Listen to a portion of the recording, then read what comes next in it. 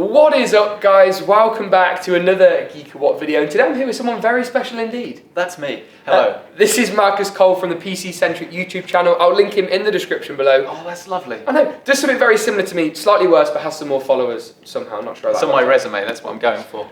Today we're going to be actually spray painting some of these PC components white and then putting them in a build over on Marcus's channel as well, which could be interesting. Neither of us have done it before, so we don't know what to expect. Hopefully we won't break anything. But it should be interesting, because I think a lot of us don't always have the right colour components, and is it actually that difficult? I think we're going to find out.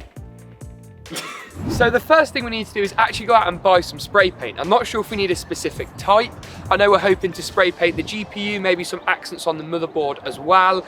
I've seen Plasti Dip used over in the US, so something maybe a bit plastic based could be a good start, but let's go and take a look. 2,000 years later.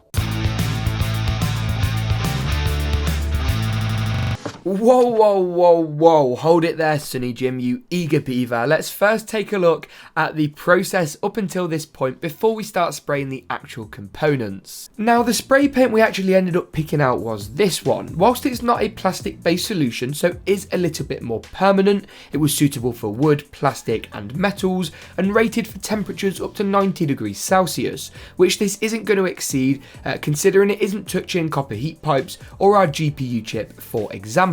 I then picked out this test subject in the form of an old broken monitor to really test the spray paint, and if nothing else it gives you a bit of practice in terms of application to make sure when it comes to the real deal you don't mess it up. So initial impressions from the first sort of real attempt are actually surprisingly good. It's worked out a lot better than I thought. The finish is matte enough and seems to be pretty even. Thankfully the sun is on our side, which will help dry the spray paint nice and quickly and put a couple more coats on. But let's take it inside and see what Marcus thinks of my admittedly novice workmanship. Right, so first impressions time. I hate to interrupt this fruitful conversation, but I have a bit of a test for you. What's your first impressions? That looks good. And that's, wow. It looks really good, doesn't it? That's almost as if, obviously that bit, but this looks almost as if it actually was white in the first place. That's nice. Yeah, no, and the finish looks, it bodes well for actually our graphics card. I think so. When we paint I'll go get it. I'll run. We have 3 fans on the front here, and I reckon we leave one of them black. In the middle. Paint the other 2, because everything comes off. We'll take this front panel off as well. Paint that white. I've got all of the tools, it should be fine.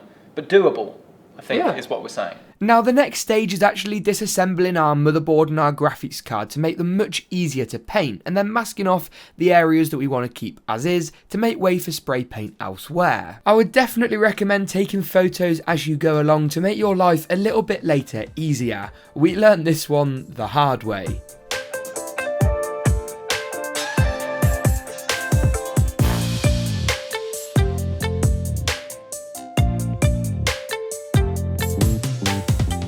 Basically, what you're saying is you don't really know what you're doing.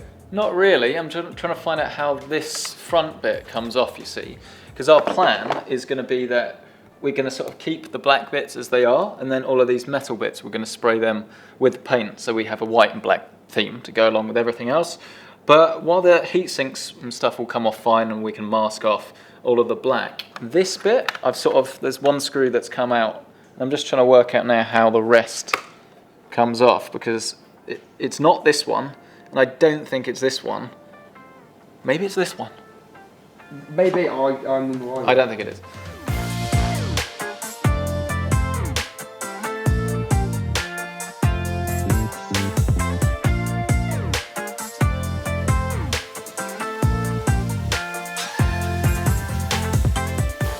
So we've now taken off all of the VRMs that we're going to paint. So we have the top one, and then this little ASUS bit at the bottom, which actually has some RGB that will shine through. But again, we're not wanting to actually paint any of the black plastic, it's just the metal. I think that will look a lot better.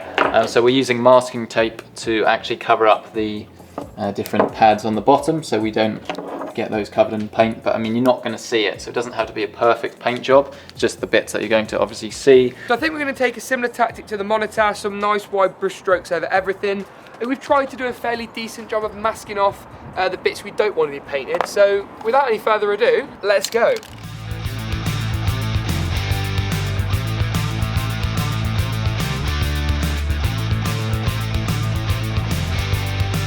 So it's been around about an hour and a half in the baking British sun today, so it has dried fairly nicely. What do you think, Marcus?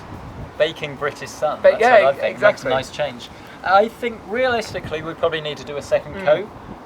Actually, the white looks pretty good, but I think give it another spray coat, hour and a half, I think we'd be pretty much ready to go. I think you're probably right. It's areas like in between this heatsink here where it's just not quite got the finish that we're not after. quite got the coverage. And we've also noticed as well that if you do decide to spray paint, try and do it in like a well-ventilated garage or somewhere, because we've actually got a few bits of tree and leaf that has come around and sort of ruined the finish.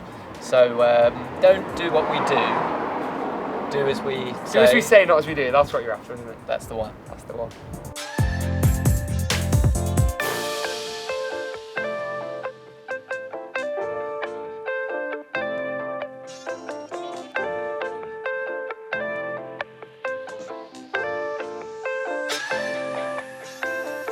Now for this bit I've actually got Marcus behind the camera, but the results are in, and I think the graphics card actually looks fantastic. What we did was we took it apart with basically every screw we could find to the sum of its parts and decided exactly what we wanted to paint. We went for the middle fan and left the outer two to give a two-tone finish that isn't going to be to everybody's tastes, and also took off stuff like this black plastic accent here and made sure not to paint over the RGB diffusion. This is the area that's a bit more messy, the finish is a bit more slapdash, and if I was recommending this to people at home to replicate, although it is probably going to void your warranty, I would recommend doing 4 or 5 thinner coats that are a bit more focused, rather than someone like me trying to get it on in 2 for the sake of time. Now we did talk earlier about what effect the paint might potentially have on the performance and the ability of the fans, but that's something we can check out in Marcus's video later. I think personally I would have left all 3 black, or gone for all 3 in white, but that's a decision that I'll leave you guys at home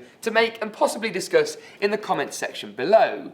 The motherboard though is what I think turned out the best. Don't get me wrong, I like the graphics card, but the motherboard's really, really nice. Everything was super easy to take off with the screws at the rear of the motherboard, and actually masking things to try and retain detail that Asus had put on, I think turned out really, really nicely. From the M.2 covers to leaving the I/O shield, but particularly that VRM heatsink worked really, really well in getting a really nice, clean finish. With that being said though, if you'd like to see the build sort of come together in all its glory, I'll put a quick teaser on your screen now. Check out Marcus's video in the cards here or at the link in the description down below. Loads of great hardware, RTX 2070 and a Core i7 to name a few. If you enjoyed today's video though, you know what to do, a big old like rating, get subscribed to both of the channels on your screen now. Hit me up on Instagram or Twitter for a behind the scenes sneak peek, but as always, we'll see you in the next GeekaWhat video.